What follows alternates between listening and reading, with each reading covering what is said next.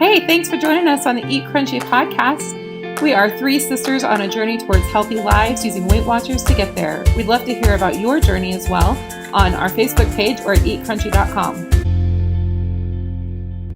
Hey everyone, it's Lisa from Eat Crunchy. I've got Rebecca and Heidi here, and we are excited to be with you this week for our weekly podcast. So this week, I think with this could be a really cool conversation because Rebecca here has just had, what is it, Rebecca, 5 weeks in a row? I had 6 weeks in a row of weight loss, where every single week she had a loss. And I was thinking about myself, and I can't remember, I don't know, ever having that many weeks without some sort of gain. And so I felt like, this is one of those things when you have some anomaly, you want to study it and learn how to make it happen for you. And I thought Rebecca could be our little test mouse today, and we're going to, or whatever analogy works, and we're going to use her as our example and try to learn from this wonderful 6 weeks that she had. And to be fair, this past week, Rebecca, it wasn't that you had this huge gain. It was only like 0.2 of a pound. It was 0.2. Okay. Yeah. I mean, that's just, like I said, that's a rounding error. That's hardly, that's just because, that's like an extra drink of water you shouldn't have had or something before. That's right. I told her to take off her shirt and go weigh again. Right. So I think that's still part of the same streak, essentially. So you're having this incredible streak. I have not had that many weeks in a row, like I said. I don't know if that I've ever had it, even at the beginning. Heidi, have you ever had 6 weeks in a row of weight loss? At the very beginning, I lost about 10 weeks in a row without a gain. Wow. I didn't know when I first started. We should have That's impressive. investigated that at the time. But it's even more of an anomaly now that it's been, we're kind of like way into it. And it's just, I find myself kind of getting tired and everything of the journey sometimes. So I think what Rebecca accomplished here is such a great thing. So Rebecca, if we could pick your brain, when you look back now and, the beginning of this 6 weeks of success, what was there anything different? I mean, did you know going in that you were about to have this wonderful wave of success, or what is it that your mindset was at the time? I feel like I'm being interviewed for like on a sports casting network, like going into the game. Right. No, I did not plan on having 6 weeks of success, though I'm excited. And I have to say, I'm feeling a little bit silly because I'm like, oh, I bet lots of people have tons of 6 weeks, but I want to celebrate the success as well and not kind of downplay it, because it is, like you said, Lisa, it is hard sometimes to get a streak going and to maintain motivation. And I feel like there are a couple things that were different this last 6 weeks. The thing that probably helped the biggest, I'm the least comfortable with, which is that I got rid of a scale and haven't weighed in at home in 6 weeks. It's been a little bit longer. It was for 2 months. The first 2 weeks, or maybe the first week, I went up and I had that. I thought I'd had a great week, and then I weighed in and I was heavier, and I was like, I'm never going to do that again. I'm never going to not know that I'm going to lose when I come to Weight Watchers to weigh in. And so that's something that's been interesting, is there's been a mental shift that I've experienced in not weighing in every morning at least once a day, which is what I had done before, sometimes twice a day. So that's probably the biggest thing that has been an influence, is that I don't really know where I am in the middle of the week. And so the only thing that I can impact is my behavior. So you feel Rebecca, like, I didn't realize the streak coincided with your scale being gone. You what? I didn't realize that the streak had coincided with your scale being gone. I feel like that's really significant. Yep. And I have to say, I've had a lot of anxiety about it, which I feel, again, a little bit ridiculous having anxiety about not having a scale. But I've wanted to know where I am. Every Saturday, I go to Saturday morning meetings. Every Saturday morning, I wake up and I have to psych myself in. I'm like, it's going to be okay, Rebecca. Even if you gain, you're still doing good work. Like, don't let a gain throw you off course, because you can do this, because I'm so afraid I'm going to weigh in and I will have a gain, which I had this week, and somehow I was able to survive. So, but I feel like that's been a helpful thing for me. So can we pause for a second and let me just ask Heidi. Heidi, what's your relationship with having a scale at your house? I weigh myself. Well, I don't know. It comes and goes. I used to weigh myself like every day or every twice a day. And I have a scale at my house now, and I tend to weigh myself just midweek. So does it help you to weigh in less frequently, or what do you think? Um, I mean, so I moved the location of my scale, so it's just not as convenient, and I don't see it as frequently, and that's why I'm weighing in less often because I felt like weighing in too much was discouraging. So I definitely think that weighing in too often hurts me. And I had justified it. I mean, I've been on Weight Watchers for over a year. I have weighed in throughout the week, almost the entire time of that. And my justification was I need data points. Data points will help me maintain a trajectory, or data points will help me to course correct midweek. And there might be some truth to that, but data points also allowed me to see a loss at the beginning of the week and then kind of give up a little bit midweek. Mm-hmm. And so I could not keep trying. Whereas now I have no concept. And so every day it's like, what do I need to do today to be healthy?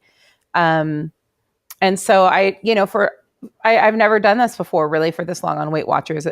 Actually follow the recommended weigh-in schedule. This is a new thing for me. So what I really like about that is that it's new. It's not something that I've tried. I've definitely gone without weighing in for a while. That's called giving up, or deciding not to think about it for a while, but not. And I that corresponds with when I'm eating Little Debbie's. Right. That said, I mean, well, and I think I've tried before too for it to be, I've said to myself, I'm just going to focus on behavior, but that's when I was not doing even Weight Watchers. So, because you aren't not weighing in, you're weighing in, you're just doing it according to the plan. So I think that's very interesting. So thank you for sharing that. So any other things that were different about this 6 weeks? Well, in general, I've been trying to focus more on moving more. And so my work has this 10K a day challenge. And so I initiated a team and am the team captain for my work group, where we're participating and, trying to get the most steps. And I have not been successful and had 10,000 steps a day. But I have tried to have more. And so I've done a lot more, even at the end of my day, kind of jogging around in my living room or taking a long way around. Heidi and I were at a Weight Watchers meeting a couple weeks ago, and a woman talked about skinny parking, where you park, at a far away from the parking lot and come in. So that concept of parking far away, I've known for years, and it annoys me, but you call it skinny park, and all of a sudden I think it's a great idea. And so I tell myself to skinny park, and I feel all skinny and cute. And so I've been walking in and getting more steps that way too. So I have been focusing more on moving more. Okay, can I just tell you something really funny? Sorry. Yeah. You posted something about skinny parking, I want to say on Facebook. Mm-hmm. And I thought you meant you parked really close to the car next to you. You have to be skinny to get out. I didn't know what you meant. That's a whole other definition. I had no idea what you were talking about, I guess. Oh my gosh. I was like, that's interesting that she's bragging about that. Like, I don't know why she'd post that on Facebook, but okay. Ever since this, what we heard that at the meeting, I've been excited to skinny park too. You just rename something and all of a sudden it changes. Jason Penny the other day, and the only spot was at the very back of the parking lot. And normally I would have driven around a few times to get a closer spot. But instead, I just pulled in, and Rebecca's like, "Oh, we're skinny parking today." I'm like, "That's right."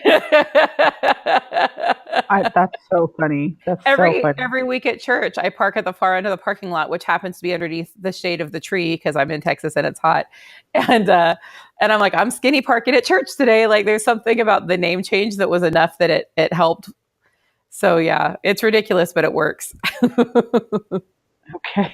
Okay. So what else? Sorry, what were you going to say? Another thing that I think has gone really well for me that I didn't do as well this last week, which was part of why I don't think I had a loss, was focusing a lot on vegetables. There are certain vegetables that I know for me help me to lose weight. Spaghetti squash is one of those vegetables. Not just because of the spaghetti squash itself, but if I have salad, I'm really good at putting lots of things on the salad other than the spinach. And now that romaine lettuce is out because listeria or whatever, I'm only eating spinach. And so, you've got to add some cheese and ranch to make it palatable. And so, lettuce and salads aren't always a thing that can help me to be really healthy. But Spaghetti squash, there's nothing that I put on my spaghetti squash. I mean, I put on some fat-free or low-fat mozzarella cheese, and that's like the worst thing that I put on it. And so this last week, I didn't have the time, didn't make the time to go shopping at the beginning of the week. So I was just eating up what I had in my fridge and freezer. So I didn't really have much in terms of fresh fruits or vegetables. And so I think that's one of the things that I need to tweak a little bit for this next time. So, I mean, you mentioned vegetables, but we all know we need to eat vegetables. I guess what I'm wondering is what made you actually eat them. Like, so I mean, Well, you know what I mean? Like that made yeah. it go so. I mean, if that was the key to success, what is it that made it put it? What was in your head that made you say, "I'm actually going to eat that green stuff"? Because that's my problem. I think the problem here is that there's no magic wand, there's no magic pill, there's no magic something that can switch me from I'm going downhill fast to and I'm going to eat every little Debbie in sight to now I'm being really healthy. I mean, I think that there are lots of things where success breeds on itself and being motivated. I've been on Connect a lot more, which always helps me to be motivated. And I've been reaching out for support more, which is more than I normally do. So like when I'm struggling, I go on to Connect and I talk about it. But I just think that sometimes when you have the motivation itch, you got to ride that wave as long as it goes. And I feel like I've been on that wave where I've had moments of discouragement, but I've been working to kind of work through that a little bit better. I was watching a show on BYU TV. If you guys haven't discovered Relative Race, it's really good. It's this like amazing race, but with genealogy and relatives, and it's got intrigue and tears, and you're going to walk away feeling like families are the best. Anyway, so I was watching the season finale of Relative Race this week, and I was noticing how the different like family members were interacting with each other, and like the team that won, anytime there was a mistake that was made, they were cheering each other on. Come on, you got this. We can do this. We can get this done. Other teams that were not as strong would say things like, "Oh, why did you make that mistake? What's wrong with you? Weren't you paying attention?" And they would kind of use this negative language toward the other person as well as toward themselves. And I guess that's another thing that I've been thinking about is thinking about this kind of modeling that I watched in this show that, part of success is being able to not dwell on the mistake that you're making, but stay really, really focused on what you're doing and what your goal is and being consistent in your work toward that. And so, for example, this week I had my gain and I absolutely threw a temper tantrum in the meeting. Like the woman that was checking me and I was like, "Oh no, I can't believe I had a gain. I've worked so hard." And I shared in the meeting. I'm like, it's hard and it's frustrating, but I decided like I'm allowed to have a temper tantrum in Weight Watchers and then I'm done. Like I have to have positive language and positive thoughts. And the moment that I start to think like, Rebecca, today was a day that I wanted like brownies and cake and stuff. And I was like, you know what? You can absolutely have that anytime you want, but you need to track it and you need to make sure you're not over your points and what adjustments are you going to make in your meal. And then that became like too much mental energy to deal with. So then I just decided not to eat it. But I feel like part of that is just being willing to say to myself, like, you've got this, you can do this and maintain the positivity. So Heidi, let me ask you. So we did a podcast a little bit ago about some of the struggles that you'd had. Sorry to bring them all up again. So, but I guess I'm curious how you're doing now. So you've had a few weeks now. How are things going now? I feel like we totally pivoted off Rebecca to me, and I just wasn't prepared. We're talking about how we're doing. Plus, she talked a lot. You hadn't talked much. Well, to pivot back to Rebecca for a moment, the one thing that she said in that meeting that she was having her temper tantrum was that she tries to contain it to the meeting. And I thought to myself, like, how often am I feeling sad for myself? I'm feeling discouraged and unmotivated. Do I let it last for an entire week? Or I'll say like, just for today, and then tomorrow I'm back on. But then, something happens tomorrow and I don't do it.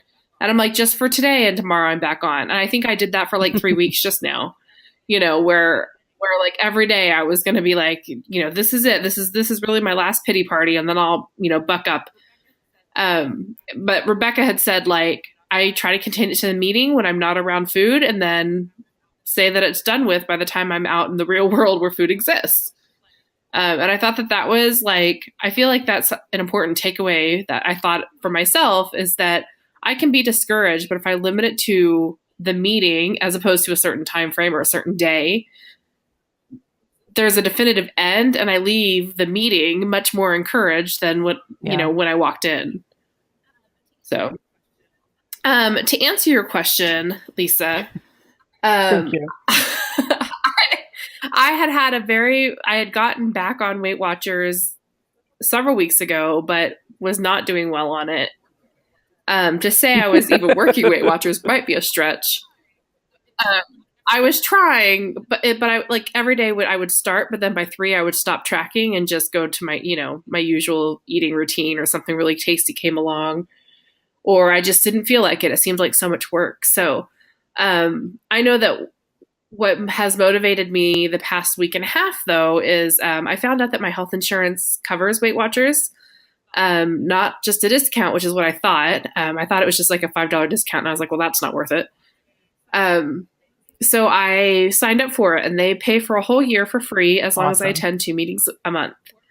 So I signed up for it, but as a result, I had to sign up for a totally new account. Like, I couldn't use my other account. It's a whole new name. I've lost all my progress from when I was before, all that 40, 50 pounds that I lost previously is all gone, and I'm starting at the weight that I am now. And I feel like that was totally motivating for me, because I didn't sit there and like kind of rest on the success that I'd had previously. I was starting right where I was, and I needed to lose weight right where I was. And somehow the fresh start concept of it, and maybe it's just because of some of the grief I've been feeling, it just felt so much easier to deal with. And from the moment I signed up for the account, I tracked everything. I've been accountable everything. I lost a little weight last week, and I've been doing really well this week. I mean, it's Monday at 8 p.m. and I still have weeklies left. And let me tell you, the last few weeks, it has not been the case that Monday I would have weeklies left, and they reset on Saturday. So it's not like my week was almost over. This is a big deal to me that, like, this is my second week after kind of signing up again and starting over, that I'm still doing okay, and I'm feeling positive and hopeful about it. That's a good idea. So I don't know that starting over, getting a whole new account is the solution, but somehow starting over with my mindset of saying, I'm not starting from the weight that I was. I'm not resting on those successes, because they took a whole year to make. So it's not like, I don't know. Well, and I think that, part of it is being able to have those opportunities, Heidi, like you said, like I'm starting over, and you kind of were given this unique gift, and that it forced you to start over. And I think part of it too, like when I have periods of time that I'm not motivated and that I'm trying to get motivated, one of my start overs is I clean out my fridge and freezer. Like anything in there that tastes really good, I get rid of. And I get lots of fruits and vegetables, and then that's kind of a bit of a reboot for me. And I feel like when I've been used to eating bad food, and not bad food, but used to eating food that's not as healthy for me, and that's the taste that I have, it's really, really hard to do something differently. But, the first step is getting it out of my house. And that gives me a reboot, Right.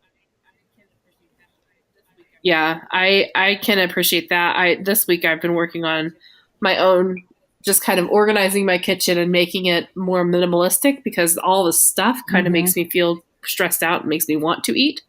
So of all the places that I shouldn't be stressed, it's the kitchen. So we've been reviewing our food as well, and I do feel like that's helped. Well, these are really good ideas. I feel like I need something like this right now, because I feel like I've just been sort of tired of it. And I that's interesting, Heidi, because I do think sometimes, like, yeah, look at all the weight that you already lost. And so, that means someday you'll be able to do more. And maybe if you take some time, and I don't want to think that way, but I keep thinking, like almost like I'm putting it off, because it's almost like I'm putting it off just because I'm thinking that, it's possible to do in the future. So why spend the energy doing it now? It's like I'm procrastinating the weight loss. That's not good. So I don't know. I think some of these are good ideas. The scale thing, I have the scale sitting in front of my um like refrigerator, but unfortunately, I haven't gotten on it in a while because I know we'll be disappointed. So I've actually thought about starting on the program. I think about this regularly, that maybe what I need is to go to meetings like you guys do, but the problem is I'm afraid that I'll just pay for them and won't go. So that was I guess maybe the last question I wanted to ask both of you is what motivates you to actually go to the meetings? Um, well, I'll go first. I really like the meetings. One, obviously it's where I weigh in now. Two, it's a 30 minute, 30 to 45 minute spot in my week that allows me to reflect on what am I doing to help myself be healthy. Um, and I think that it helps me to kind of be around other people that are working toward the same goal, and it helps to normalize the process that I'm going in, and which also helps to kind of reduce the shame of the process that I'm going through. There are lots of people that are trying to be healthier, and that's a worthy and good goal. Sometimes I tend to have negative thoughts that go around in my head, and getting a chance to hear how other people are working through that is always a helpful thing for me. Um, so I like that. And, Heidi and I were in a really great meeting this week, where there was just lots of laughter and, serious, we were talking about serious topics, but a lot of just great wisdom in the room. And I think sometimes that's helpful just to be around other people. And I don't have a lot of people in my life I feel like I can just pick up the phone and talk about my weight loss process with. It's still something that's weird for me to talk about with friends and kind of extended family. But I'm working on it. But I feel like this helps with that, and it gives that support. So sometimes, Lisa, the first thing that came to my mind when you were talking was, I don't know, the quote that says, like, where would you be if you'd started a year ago? Mm-hmm. So you're a numbers person, as you've mentioned, that you do the calculations on the spreadsheets and whatnot. Mm-hmm. And Yep. you get out the Google, because I put the in front of everything just now. But and so sometimes I think about, like, what if a year ago I had actually stuck to everything? How much further would I be right now than I am right now? Or and so I kind of think about that perspective, like when I'm feeling discouraged and I feel like sometimes, not all the time, but sometimes that helps me feel motivated just long enough to actually get motivated again. So if you could procrastinate it, but it's going to be hard then too. The other thing, but back to the meetings. I like the meetings a lot for what Rebecca said too. Like, it's good to be around motivating people. It provides that accountability. Like, you don't have to weigh in, but you kind of feel like there's that pressure to weigh in. You are coming to a meeting after all. But also I think it's 30 minutes out of the week that I get me time to just reflect on me and my health and my progress and where I am. And I don't know that I take time to think about that in a lot of ways during the week otherwise. Mm-hmm. I think that it's helpful to, like, reflect back what you did that week and then to make goals for the next week. And I often leave the meeting thinking, okay, I'm going to head over to the grocery store. I'm going to get myself some pineapple. I'm going to get mushrooms. And I, like, make my list of all the healthy foods I want to eat that week. And then once I buy them, I'm more likely to eat them because I just spent money on them and I'm too cheap to throw them away. So that it's just the concept of having the motivation and then going to the store to get it. Like, it's this morning that I take for myself, and I plan it into my week That as if it's mental the most reset, I important think, thing. is really important. Like, I can be in a free fall all week long, and I go to a meeting, and it gives just enough of a boost to help me the next day or the rest of that day. And I still might be struggling, and I still might be having a hard time being adherent to the program, but it's not nearly as bad as it normally would be. And I've noticed that I'm not off plan or kind of going rogue for very long compared to how it used to be before I started Weight Watchers, where when I would get off, I would just really be off. And I think that going to the meetings keeps you motivated if you go consistently every week. So when I came back to Weight Watchers, we went to that first meeting. Rebecca and I did. She came with me so that I wouldn't feel alone, and that was really helpful. But then I didn't go for 3 weeks or 2 weeks, however long it was. It was so long I don't even know. And I think that contributed to my mindset of being like, I could do that. I'll really start tomorrow. Yeah. And going back to meetings kind of gets you back in that routine, and it's frequent enough that it refills your weight loss cup, if you will, and you start thinking in that way, just like going to church, helps you feel spiritually fed for the rest of the week. I feel like going to the weight loss meeting helps me motivate myself throughout the week and reminds me of why I'm doing this, and that I'm not alone. Yeah. Yeah. No, I mean, I think that's good. It's something I think about a lot. I mean, I think about it off and on. When I'm on, I don't think about it. But then I get off and I think, you know what, time is going by, and I feel like I need some almost like disruption in my plan.